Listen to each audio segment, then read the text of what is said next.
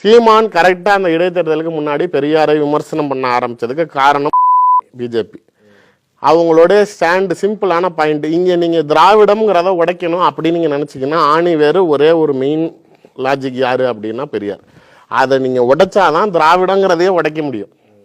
வேற என்ன எதை வச்சு நீங்க திராவிடத்தை ஹைலைட் பண்ணுவீங்க, ஐடென்டிஃபை பண்ணுவீங்கன்னா ஒரே ஒரு நபர் தான் பெரியார். அந்த பெரியாரை உடைக்கணும். நீங்க இந்துத்துவாவை கொண்டுட்டு வரணும், ஆன்மீகத்தை கொண்டுட்டு வரணும். நீங்க திராவிடத்தை உடைக்கக்கூடிய விஷயம் அதானே. நீங்க ஜாதி ஏற்றத்தாழ்வுகளை நாளைக்கு உடைக்கணும். நீங்க எல்லாம் ஒண்ணுன்னு சொல்லி வச்சிருக்கிறீங்க. நாங்க பிராமணர்கள்னா இப்படிதான், சூத்திரர்கள்னா இப்படிதாங்கிறதா அவன் அந்த ஐடியாலஜியை கொண்டுட்டு வரணும்னா பெரியாரிசத்தை உடைக்கணும். மத கலவரத்தை உள்ள கொண்டுட்டு வரணும்னா பெரியாரிசத்தை உடைக்கணும். நீங்க கடவுளே இல்லைங்கிறீங்க, எல்லாத்தையும் நாளைக்கு சமூக சீர்திருத்தங்கிறீங்க, அதெல்லாம் உடைக்கணும்.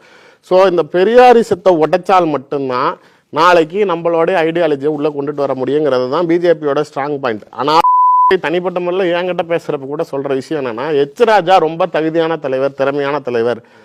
ஆனா அவர்னால இங்க எந்த தேர்தலையும் ஜெயிக்க முடியாம போனதுக்கு காரணம் என்ன அப்படின்னா பெரியார் எதிர்ப்பு.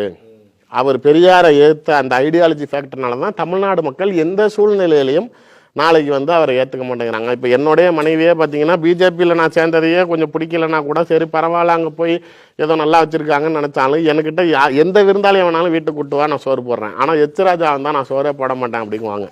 அது என்னவோ ஒரு சாதாரணமாகவே எல்லாருக்குமே அவர் மேலே ஒரு, எனக்கு தெரிஞ்சு யாருமே பப்ளிக்கில் அவர் ஒரு லீடராகவோ அவர் நான் பெரிய ஃபேனுங்க அவர் பேச்சுக்குன்னு சொல்லி நான் யாருமே கட்சிக்குள்ளாரே கேட்டதில்லை. அது அவர் சொல்றதே அதுதான். அவர் பெரியார் சிலையை உடப்பேன்னாரு, ரொம்ப பெரியாரிசத்தை அட்டாக் பண்ணி பேசுறது, அவர் சாதாரணமாக பேசுறப்ப கூட அவர் பேரை சொல்லி பேசுறது, அவருடைய தனிப்பட்ட வாழ்க்கைகளை விமர்சனம் பண்றது, இதெல்லாம் மக்களால் விரக்தியா பார்க்கப்படுது. அதனால எந்த சிச்சுவேஷன்லையும் நம்ம அதை அட்டாக் பண்ணக்கூடாதுங்க வரையான்ட்டா. இது எப்போ சொன்னார் அப்படின்னா, ஸ்ரீரங்கம் கோயிலுக்கு முன்னாடி இருக்கிற பெரியார் சிலையை எடுக்கணும், உடைக்கணும்னு சில பிரச்சனைகள் வந்துச்சு. கனல் கண்ணன் பேசி இதாச்சு. அப்போ இவர் அன்னைக்கு நைட்டு மீட்டிங் அங்கே பேச போகிறப்ப சொல்கிறார், நான் அப்போ கூட அந்த இடத்துல இருந்து சிலையை எடுக்க மாட்டேன், ஆட்சி வந்தால் கூட அறநிலையத்துறையை எடுப்பேன், ஆனால் சிலையை எடுக்க மாட்டேன்னு இவர் பேசுகிறாரு. அது திரும்பி பேக் ஃபயர் ஆகுது இவருக்கு. அடுத்த நாள் மீட்டிங்கில் திரும்பி மாற்றி பேசுகிறாரு, நான் அங்கேருந்து எடுத்துகிட்டு நாயன்மார்கள் சிலையை வைப்பேன் அப்படின்னு மாத்துறாரு. அது நீ என்ன கொள்கையில் இருந்துக்கிட்டு எந்த கட்சியில் இருக்கிறீ அந்த சித்தாந்தத்தை பேசியா, நீ பெரியார் சிலையை வைப்பேங்கிறாங்கிற மாதிரி எல்லாரும் கூப்பிட்டு திட்ட ஆரம்பிச்சிட்டாங்க. இப்போ இதுதான் மேட்ரு.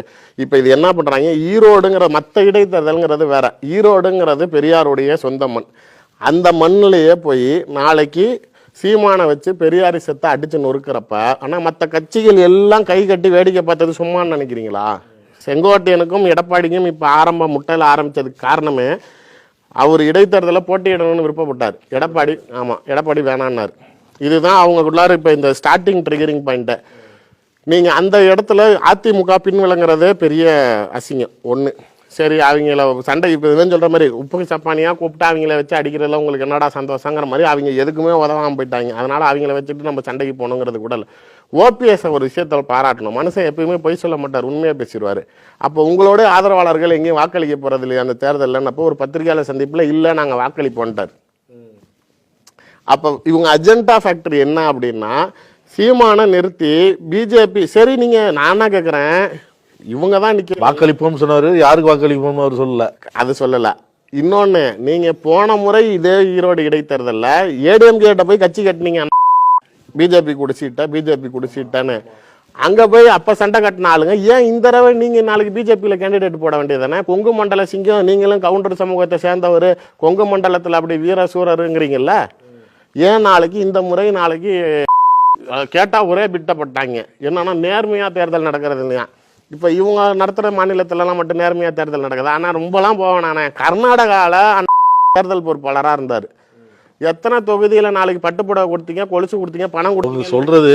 இங்கே அதிகாரிகள் இங்கே உள்ளவங்க தானே. ஆணையம், தேர்தல் ஆணையம் டெல்லி கட்பாட்டில் இருந்தாலும் அதிகாரிகள் இங்கே உள்ள அதிகாரிகள் தான். இவங்க மாநில அரசு சொல்லிட்டு கேட்பாங்க அப்படின்னு சொல்றாரு. இவங்க அதிகாரிகள் தானே.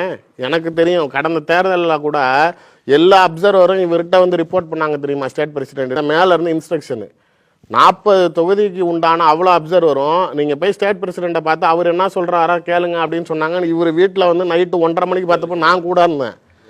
தேர்தல் ஆணையத்தில் இருக்க அதிகாரிகளை மாநில தலைவருக்கு ரிப்போர்ட் பண்ண சொல்கிறீங்க தேசியம். அப்போ நீங்கள் உங்கள் கட்டுப்பாட்டில் நாளைக்கு இல்லையா?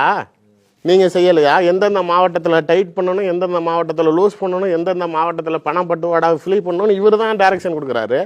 இப்போ நீங்கள் தேர்தல் நடத்துறது ரொம்ப யோகிதமாக இருக்குன்னு நான் சொல்லவா?